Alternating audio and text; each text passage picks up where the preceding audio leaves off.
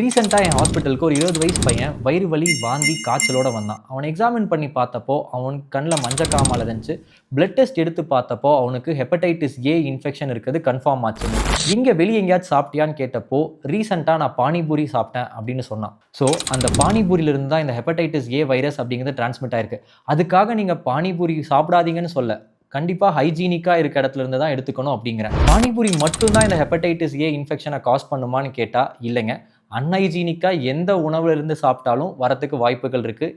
ஏன் அன்ஹைஜீனிக்கான தண்ணி குடிச்சா கூட இந்த ஹெப்படைட்டிஸ் ஏ இன்ஃபெக்ஷன் வருங்க. இந்த ஹெப்படைட்டிஸ் ஏ அப்படிங்கிறது நம்மளோட கல்லீரலை பாதிக்கக்கூடிய ஒரு virus. Most of the time 95% of the time வந்து எந்த பெரிய பாதிப்பையும் ஏற்படுத்தாது. ஆனால் 5% டைம்ஸ் மட்டும் ஃபல்மினன்ட் ஹெப்படைட்டிஸ் இல்லை அக்யூட் லிவர் ஃபெயிலியர்னு சொல்கிற கண்டிஷனை காஸ் பண்ணலாம். அப்படி வந்துச்சுன்னா ரொம்ப சிக்கல் தாங்க. ஸோ நெக்ஸ்ட் டைம் பானிபூரி சாப்பிட்றீங்கன்னா ஹைஜீனிக்காக சுத்தமாக இருக்க இடத்துல மட்டும் எடுத்துக்கோங்க.